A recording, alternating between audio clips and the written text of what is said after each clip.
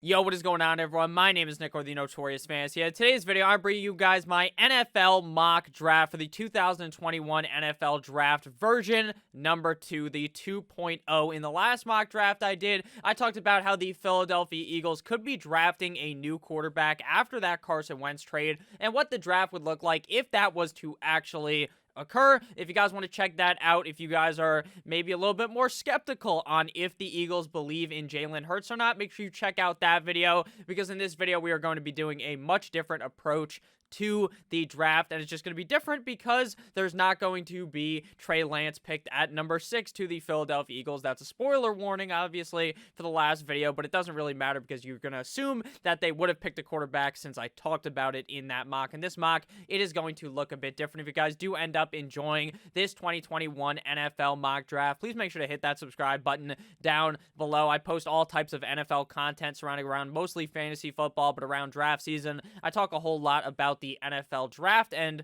let's get into it though. Just please make sure you hit that subscribe button if you do end up enjoying. So the number 1 overall pick in the draft fell to the Jacksonville Jaguars. Obviously, throughout the season, I was all on board that it was going to be the New York Football Jets, and then Adam Gase just messed around, won a couple of games, and now this is where we are standing with the Jacksonville Jaguars at the number 1 overall spot. And to me, this is legitimately a no-brainer. They are going to be drafting Trevor Lawrence, touchdown Jesus as they call him, quarterback out of Clemson. This guy won the national championship in his freshman season. He had thrown for over 3,000 yards every single year. Every single year. Even in the year last year, when he only played in 10 games because he was hurt and there wasn't as many games due to Corona, the guy still threw for over 3,000 yards. He literally barely throws interceptions. He's very accurate. It's pretty simple to me. You're going to go ahead and select Trevor Lawrence at the number 1 overall pick. I don't think there's too much to really break down about that pick. At number 2, we have the New York Football Jets. Now, there's reports that the Jets are looking at Sam Darnold right now. They're trying to figure out, do we want to keep Sam Darnold? Do we want to trade him? Are we going to draft Justin Fields? Are we going to draft Zach Wilson? What are we going to do at the quarterback position? They're assessing that right now. To me, I think they get rid of Sam Darnold. Now, I'm not too sure if they're going to be able to ship him off during the draft when they end up moving him, or if he just stays on the team and then he's the backup and then they lose him in free agency. Obviously, they would hope to trade him, but again, I'm not too sure how many trade partners there are going to be for Sam Darnold. Now, obviously, there's the narrative that the Jets bring in Deshaun Watson in a trade. To me, they have a whole lot of assets to be able to do it, but Deshaun Watson went out and said that he would like to go to the Jets, the Dolphins, and then I believe there was one other team as well, which was the Panthers. So there's definitely potential for him to go to the Jets, but if I'm Deshaun Watson, I am not going to want to go to a Jets, the team that's completely decimated, and now they have to fucking trade everything for me. So why would I want to go to a team that has nothing when I want to get away from Houston? Because Houston has more weapons right now, at least in Will Fuller if they re-sign him. They still have Brandon Cooks than the New York Football Jets do. So the Jets, in my brain, go with quarterback Zach Wilson out of BYU. In my opinion, he's the second best quarterback in this draft class. 2020 was by far and away this guy's best kind of season as a quarterback of the team. He threw for 3,692 passing yards on 336 attempts, threw 33 touchdowns to just 3 INTs. This guy is also very good at rushing the ball and being able to maneuver out of the pocket, rushing the ball for 10 tugs in 2020 on just 70 rushes. And there is a lot of noise. I talked about this in the other video, how people on Twitter, people on TV, these fucking talking heads are bringing in the narrative that, hey, maybe Zach Wilson's better than Trevor Lawrence. I don't believe that at all. I talked about it a lot in the last video, but I really do not believe that. At number 3 here, my Miami Dolphins are up to bat, and to me, I would like us to take this pick, so I'm going to go with it. I'm going to go with Penny Sewell. I pronounced his name wrong. Last video, people were all over me. I'm sorry if I pronounced his name wrong. I'll go back into the lab next time, listen to his name when I'm watching him play, just laying these blocks for Justin Herbert, because he obviously didn't play last year, so he was playing with Justin Herbert in the 2019 college football season. This guy is a franchise tackle. This guy is going to protect Tua Tagovailoa. It makes so much sense. I understand the Dolphins need weapons. I'm a Dolphins fan. I watched Jakeem Grant drop wide open passes. I've watched all these players just just not being able to catch the ball. It's embarrassing, okay?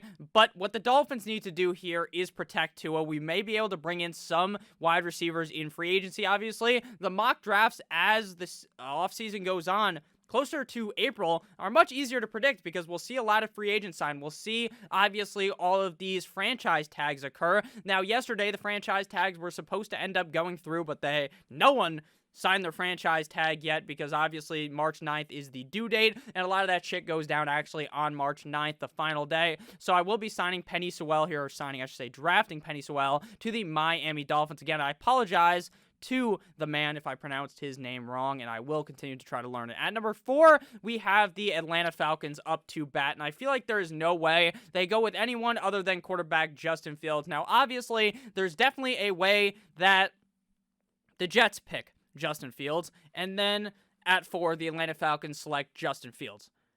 Unless, obviously, there is also the potential that the Dolphins trade our pick here at 3, and I will be doing a mock draft with trades because I like to see this, but they trade the 3 spot and they move further back in the draft, and a team like the Panthers, a team like the Niners, a team like potentially the Chicago Bears just swoops their way up into the draft and then selects one of these guys, and then the Falcons are just fucked, right? And then they're stuck with Trey Lance at 4. But in this scenario, we are going to be selecting Justin Fields out of the Ohio State University to the Atlanta Falcons. I like this move a lot because he can actually learn behind Matt Ryan. I do believe that Justin Fields will struggle in the NFL at going through his progressions, but he is going to have 1 year behind the saddle of Matt Ryan as long as Matt Ryan doesn't end up getting hurt in this scenario, and that is really going to do wonders for Justin Fields, who threw for 3,273 passing yards with 41 touchdowns to just 3 INTs in 2019.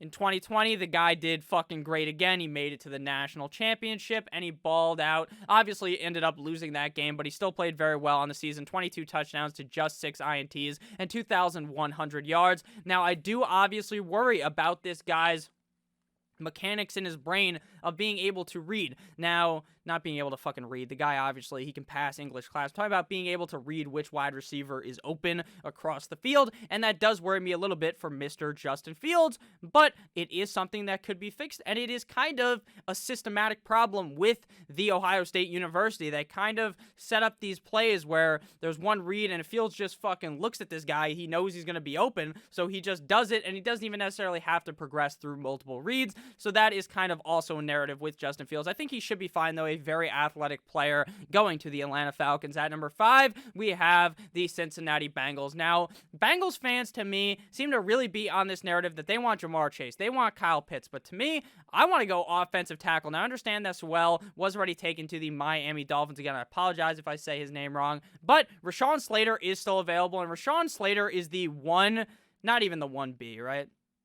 Because of how high Sewell is looked at by people, but I still think that Rashawn Slater is going to be very solid. You saw what happened to Joe Burrow getting his back blown out like Riley Reid in that game. I mean, not even in that game where he got hurt. In every single fucking game, this guy is just getting his back blown out. So if I'm the Bengals, I want to protect this man. I've got to protect Joe, and I got to protect the other Joe in Joe Mixon because I want to have a nice rushing attack, and it's hard to rush the fucking ball when you cannot protect via the offensive line. The defensive line just barrels through there. So I do like this pick a lot for the Bengals, and I do think it is much more possible than many believe. Now this leaves a alley-oop like when D. Wade tossed it up to LeBron in that iconic picture. Jamar Chase goes to the Philadelphia Eagles, wide receiver out of LSU. Now, he did opt out in 2020, and there's a lot of noise between these two guys. Who's the better wide receiver? The Heisman man?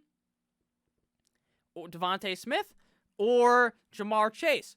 To me, it's like fucking splitting hairs. I made a whole video about it regarding the fantasy. I personally think Devontae Smith slightly better, but again, does not really matter. Jamar Chase is simply a beast. In the last 2 years, this stat is very interesting. I brought it up in the last video as well. In the last 2 years, Chase has the most touchdowns of 20-plus yards with 14. and he didn't even play last year. That's the so crazy stat. Now, in the last 2 years, people were playing for 2 years. Devontae Smith playing for 2 years was not able to pass up Jamar Chase. So that's just how good he was. This guy owns the single-season SEC record for receiving yards and touchdowns. He had 84 receptions for 1,780 yards and 20 touchdowns in 2019. He did this with Joey B. Joe Burrow. To me, it's a no-brainer pick if you're the Eagles. You need to go ahead and assess this wide receiver position. I do think they could do a lot at this pick. I do not believe they will actually go quarterback, so I like Jamar Chase here to the Eagles. At number 7, there's a lot of noise about the Eagles going corner. Maybe they select Patrick Surtain here. Maybe they go ahead and go a linebacker like Micah Parsons. Maybe they go ahead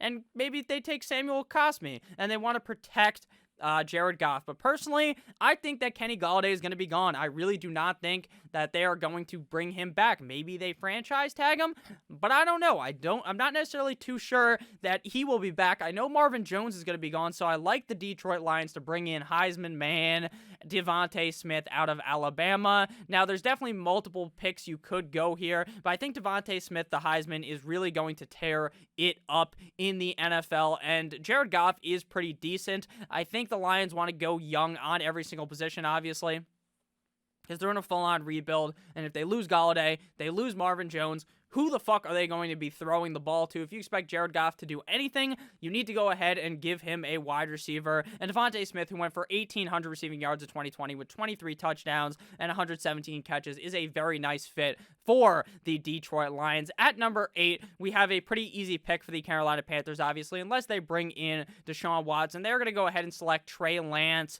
out of North Dakota State. Now, if I'm being honest with you, I don't understand how to assess a player like Trey Lance, because the motherfucker ran for 1,100 yards and 14 rushing touchdowns. He threw for 2,786 passing yards, 28 touchdowns, and threw 0 INTs.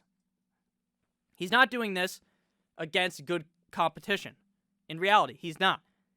But when he shows so much, when you're watching the tape, it seems like you have to draft Trey Lance if you're the Panthers because of how much he has shown in that situation. So I do like Trey Lance, and I think he is a fine pick here at number 8, but it is weird to watch a guy who isn't playing up against all that great of competition here. Trey Lance out of North Dakota State. Shout out to Carson Wentz, also a North Dakota State alum. At number 9, the Denver Broncos are on the board, and to me, this is a very easy pick for the Broncos. Their defense needs more bolstering. Von Miller's going to be gone. They lost their one corner that they got from the Jaguars in that trade, whose name's escaping my head, so they need to go ahead and pick a cornerback. They need to add to the defense, and I think they go with either Caleb Farley or Patrick Surtain. I kind of went into the lab, hopped on the booth, looked at the screen, and I saw, you know what, Caleb Farley might be a little bit better than I previously thought. Now, he's 1A, 1B with Patrick Surtain out of Alabama, so either way you kind of look at it, you can go with either corner here, but I think Caleb Farley is going to be a tremendous lockdown corner inside of the NFL, and I think that this pick here to the Denver Broncos makes a whole lot of sense. Caleb Farley of Virginia Tech to the Denver Broncos. We are 12 minutes into this video, so if you guys have ended up enjoying the video thus far, please make sure to hit that subscribe button down below, because again, not only is it free, I put out content every single day surrounding around the NFL. At number 10, we have the Dallas Cowboys up to bat, and to me, they also need corners, so they're going to go with the 1A, 1B scenario here, I guess 1B in this scenario. Patrick Surtain, cornerback out of Alabama. This guy ranked 3rd out of all corners in the 2020 PFF coverage grade, ranked 14th of corners in 2020 in PFF grade, best defensive grade via PFF, so this seems like a no-brainer pick. The Dallas Cowboys were getting, I talked about how, I don't even know what I said earlier. Talked about how something was getting a train ran on him, like Riley Reid.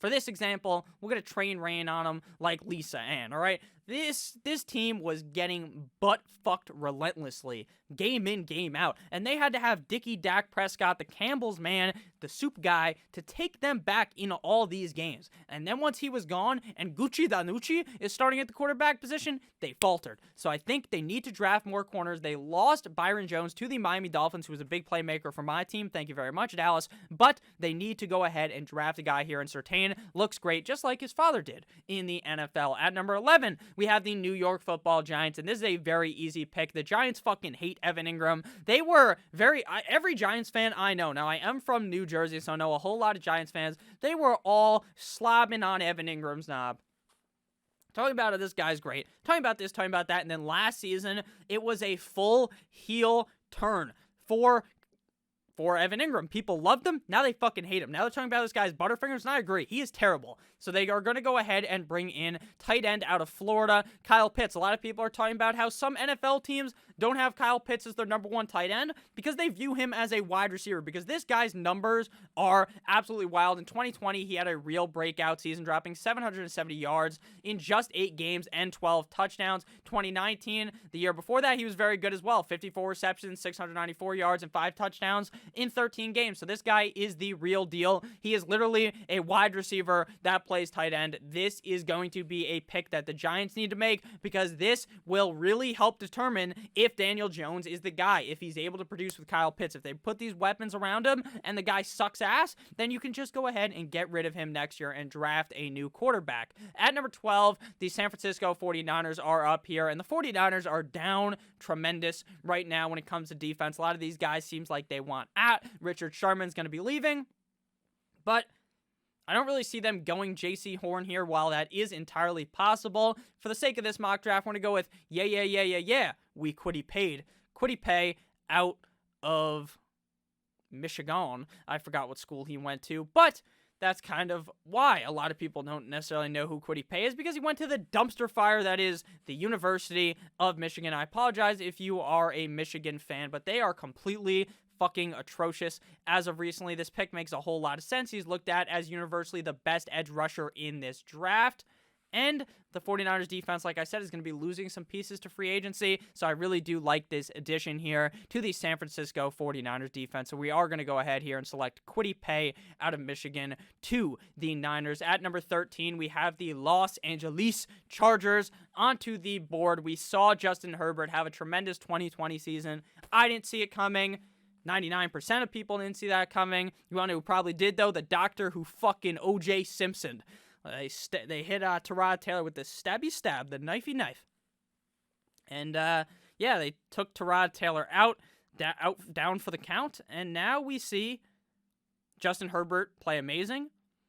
To me, they need offensive line. You have to protect Justin Herbert. So you're going to go ahead here and select Christian Darrisaw out of Virginia Tech. To me, this is kind of a no-brainer pick. In the last mock, I had them getting Kyle Pitts, but in this one, Kyle Pitts does not fall far enough for them to go ahead and select them. Obviously, that's kind of a wet dream pick, but offensive tackles, while they're not a super sexy pick when you're thinking about it on draft day, you're just cranking off. You're like, oh man, I want fucking Waddle. I want,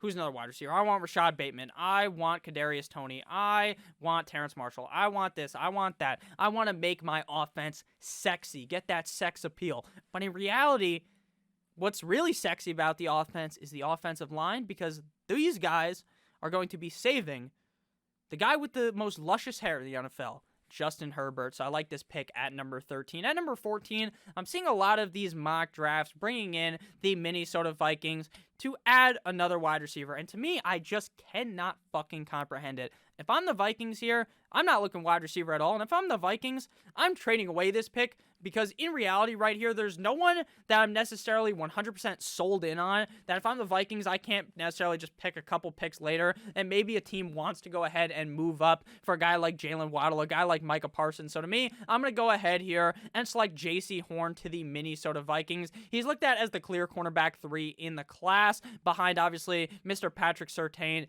and Caleb Farley. The Vikings defense needs a lot of help, and I think this is a very good step in the right direction for the Minnesota Vikings defense here. So we are going to go ahead and go with J.C. Horn out of South Carolina. Go Cox. At number 15, the New England Patriots are up on the board here, and I like Micah Parsons to the New England Patriots. This guy opted out in 2020 out of Penn State, but this man is a tackling machine. In 2019, having 109 total tackles, 82 in 2018. He also improved in his pass rushing from 2018 to 2019, going from 1.5 sacks all the way to 5 sacks in that season. The Patriots do not seem like the kind of team that would draft Jalen Waddle here, if I'm being honest with you. Billy B, Uncle Bill Belichick, does not seem like the kind of guy who wants to draft a wide receiver in the first round, and based upon his past at drafting wide receivers in the first round. Typically, it's a swing and a goddamn miss, so I like Micah Parsons here at 15 to the Patriots. At number 16, the Arizona Cardinals are up on the board here, and I like them to go with a piece on defense. Here we're going to go with Gregory Rousseau out of Miami for the case of this mock draft, inside of this mock draft. I don't know what I was trying to say before.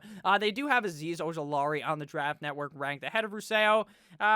These guys are all good. Rousseau, Phillips, and Ojulari all definitely going to be first-round picks, but we're going to go with Rousseau for this mock draft to the Arizona Cardinals. He also opted out in 2020, which opened up the door to Jalen Phillips, who we see here ranked at 29, who we are probably going to be talking about a little bit later. With Gregory Rousseau, he led the ACC in sacks in 2019, only behind Chase Young in the whole NCAA, and we saw how good Mr. Chase Young was. Motherfucker won Defensive Rookie of the Year, so he is very good. He had a 2-game stretch in 2019 where this guy bitch-slapped up Pittsburgh Steelers, not the Pittsburgh Steelers, just Pittsburgh, as well as the Florida State School with a combined 7 total sacks. This guy's a monster. I love him here to the Arizona Cardinals to add a nice piece to that defense. At number 17, the Las Vegas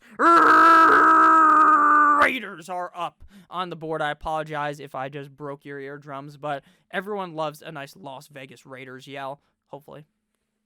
I apologize if I scared you away. So here, we're hopping back. We're going back to the future, back to the edge rushers. We're going with Azeez Ojulari to the Raiders. He is really looked at as a very safe pick based upon what I've seen other people talk about. 9.5 sacks in 2020. Nothing much, just ranking first in the SEC. 13 tackles for a loss, ranking second in the SEC. Nothing too big, obviously. Nothing fantastic, and that's a joke. That's very good, the SEC. Very good competition. Azeez Ojulari, very good player. The Raiders, needing an edge rusher. Makes a whole lot of sense. A match made in heaven for the Las Vegas Raiders. At number 18, we have a wet dream for the Miami Dolphins. We went ahead and selected Sewell earlier for the Dolphins. Again, I apologize if I say his name wrong. Now, Jalen Waddle falls this far. Now, there's definitely a way that any of these teams beforehand take Jalen Waddle. 100% chance. But for this mock draft, he falls to the Dolphins. This guy ended up getting hurt in the 2020 season, so he only ended up playing 6 games. He did return in the national championship, but didn't do all that much up against Ohio State. This guy is a very good player. His stats aren't amazing because he was dealing with a whole lot of competition. The whole time you're at Alabama and you're a wide receiver, you're playing with these gods. Really, you genuinely are. So Waddle not having the greatest stats doesn't necessarily mean he's a bum of a player. I really do like Jalen Waddle to be a nice fit here for the Miami Dolphins. So Tua can actually have someone to throw the ball to that will actually catch the ball. A very interesting technique for the Dolphins to get a receiver that can actually catch. At number 19, the Washington football team that are likely not going to have a name until 2022 is the report. Seems like Uncle Jeff Bezos, big man Jeff Bezos, Amazon guy, might buy the team.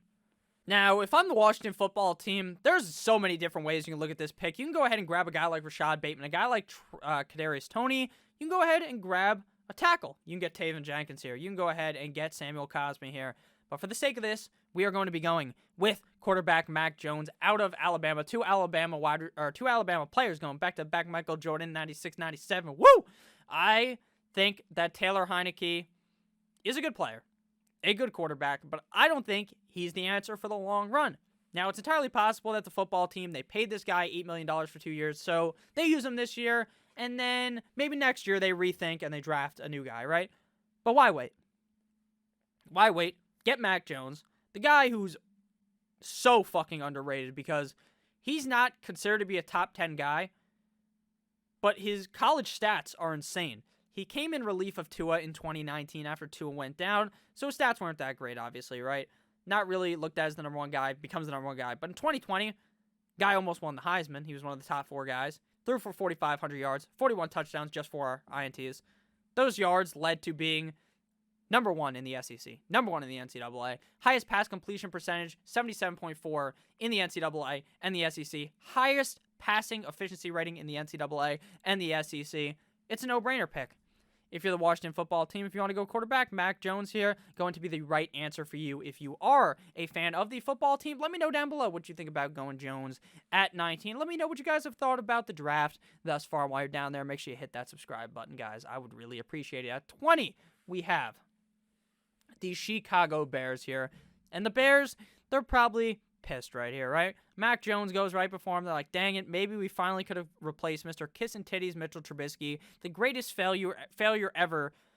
Not really the worst draft pick ever, but when all things are considered, you could have had Deshaun Watson, you could have had Patrick Mahomes, but you end up with Mitchell Trubisky, and you traded up for Mitchell Trubisky. You didn't just wait for him to fall to you, and you picked him. And in that sense, if that was to happen, then you wouldn't be like, oh man, we got fucked. We picked Trubisky when we could have had these guys, but they went ahead of him. So you couldn't really have had him. But they are locked into a situation where they drafted the worst quarterback out of the three by a long run. So they don't end up getting Mac Jones. You know what they're going to end up doing here? They could go tackle, and that is exactly what they're going to go with. Not a tackle, but an interior offensive lineman in Elijah Vera Tucker out of USC. They're going to try to go ahead, give Mitch one more year in this scenario, and protect him so that there's no more excuses for kissing titties. Mitchell Trubisky at number 21. The Indianapolis Colts are on the board here, and I like them to go ahead and draft a cornerback. They could go ahead and go O-line, but I think the offense is definitely going to be good, and I like Greg Newsome out of Northwestern, a very underrated player now. A lot of what I've seen online, people are talking about, oh, Gregory Newsome, he is going to be a sleeper pick in the draft. How the fuck can you possibly be a sleeper if there's a high chance, I'd say there's above 50% chance that he's a first-round pick. So you can't be a sleeper in that sense. He's not as good as the other three guys ahead of him, but he has the potential to be. Northwestern, he didn't play that much this season. He only played in about 6 games, I believe, 5 or 6 games, and he was very good in those games. So I'm very confident that Newsome can definitely do it at the NFL level. So I like the Colts picking him here. It's a solid fit for Newsome. At 22, we have, I don't know about you, but I'm feeling 22, the Tennessee Titans, the Les Titans. Now, I talked about this guy a little bit earlier, and that is Jalen Phillips, because we talked about Rousseau earlier. They're both on the same team. Rousseau opts out in 2020, and that opens the door wide open, fucking slammed open, like in those old Western movies where the guy's walking in the saloon. That's how the doors were opened up for Jalen Phillips, and he took full advantage of it. 8 sacks in 2020, 13th in the nation, 15.5 tackles, 16th in the nation, 45 tackles, and a pick in 2020. The Titans need more defense. Their defense was getting down bad last season, so I really like this pick. Now, the Jets are back on the board after selecting Zach Wilson earlier on in the first round. And here, they're getting a very solid pick that fell pretty much a little bit further than maybe some would say. Some people maybe not as high on Mr. Jeremiah Owusu Karamoah, JOK, out of Notre Dame. This guy is a hard hitter. He dominated when the Notre Dame Fighting Irish, when they were in independent school, and when they were in the ACC last year. He was dominant in both senses. This guy is a hard hitter.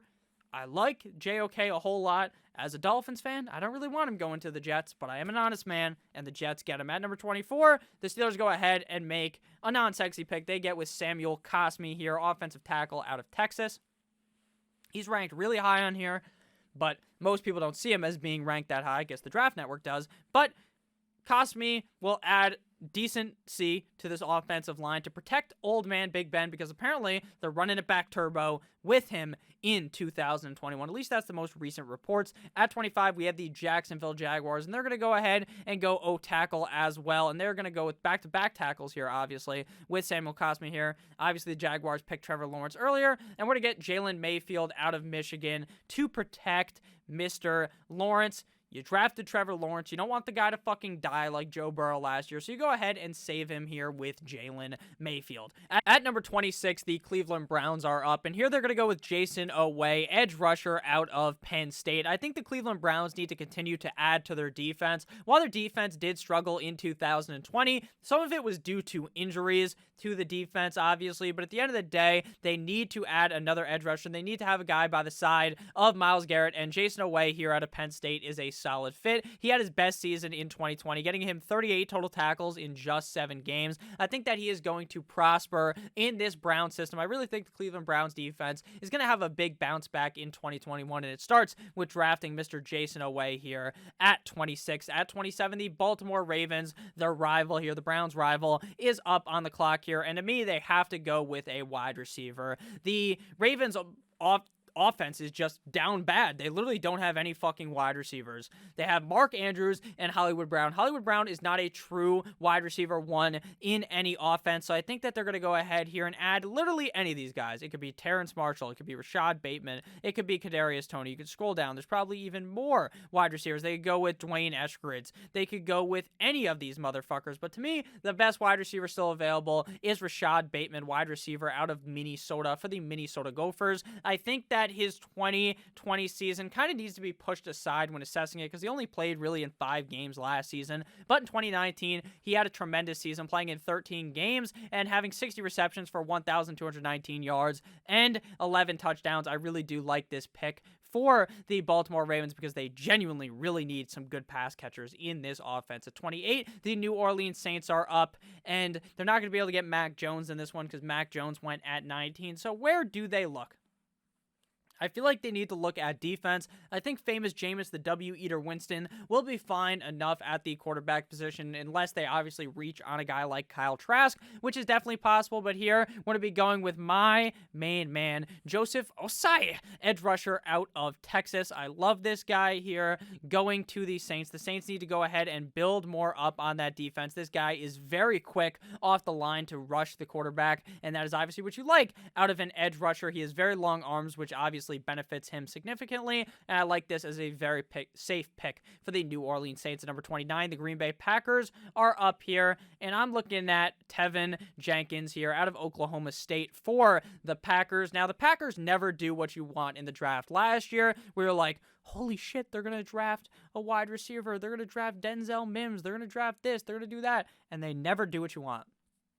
Aaron Rodgers desperately needs another wide receiver, but they're not going to do that. They're just going to do something normal and pick a tackle here. They are going to be losing potentially 2 pieces of that offensive line, so adding Tevin Jenkins in the draft does make a whole lot of sense, which means they probably won't do it because it makes a little too much sense. At number 30, the no one circles the wagons like the Buffalo Bills are up on the board, and here we're going to go with Zac Efron's brother. What's his name in the movie? In High School Musical. Troy Bolton's brother, Nick Bolton, linebacker out of Missouri. Nick Bolton had 2 great years in a row, having over 95 tackles 2 seasons in a row for Missouri. Ranked first in solo tackles in the SEC in 2019 and 9th in assisted tackles in the SEC, which is very impressive, obviously. Doing big things in the SEC. The Buffalo Bills need to add more to that defense, so that's a perfect fit for them. At number 31, the Kansas City Chiefs are going to go ahead and add a new linebacker to that defense. The defense really struggled in the Super Bowl up against Tampa Bay, Tom Brady, and friends who are up on the clock at 32. Collins is a great player all over the field, very proficient at wrapping up tackles, as well as being very good in coverage, getting 4 picks in 2020, as well as 2 touchdowns. So to me, I talked about this in the last video, the last mock draft. I really feel like Zaven Collins out of Tulsa is very underrated when looking at his stats, so I think that he's going to be a very solid fit here to the Chiefs defense. And at 32, we're going to get the absolute unit out of Alabama, interior defensive lineman, Mr. Christian Barrymore. Christian Barrymore is 6'5", 310 pounds, a full-on fucking monster. He was dominant in the national championship up against Ohio State, dropping 2 solo tackles, 2 assisted tackles, and was all over Justin Fields' ass. So I really do like that pick here for the Tampa Bay Buccaneers, whose defense may be getting sucked up by free agency. So to recap the draft, at number 1, we have the Jacksonville Jaguars selecting Trevor Lawrence. At number 2, Zach Wilson to the New York Football Jets. At 3, the Dolphins select Sewell. At number 4, the Falcons select Justin Fields. At 5, the Bengals select Rashawn Slater. At 26, the Eagles go with Jamar Chase. At 7, Devontae Smith goes to the Lions. At 8, the Panthers select Trey Lance. At 9, the Broncos select Caleb Farley. Patrick Surtain at 10 to the Dallas Cowboys. Pitts finds his home in New York to the Giants. At number 12, the Niners select Quiddy. We paid. At number 13, the Chargers select Christian Darrisaw. At 14, the Vikings get a nice pick in J.C. Horn. At 15, the New England Deflatriots select Micah Parsons. At 16, the Cardinals go with Gregory Rousseau, edge rusher out of Miami. At 17, edge rusher again, the Raiders go with Azeez Ojulari. At 19, the Miami Dolphins select Jalen Waddle. At 19, the Washington football team select quarterback Mac Jones out of Alabama. At 20, the She-Town Bears go with Elijah Vera Tucker, interior offensive lineman out of USC. Go Trojans, and make sure you wear a Trojan Don't be silly. Wrap your willy. At number 29, the Indianapolis Colts select Gregory Newsome, cornerback.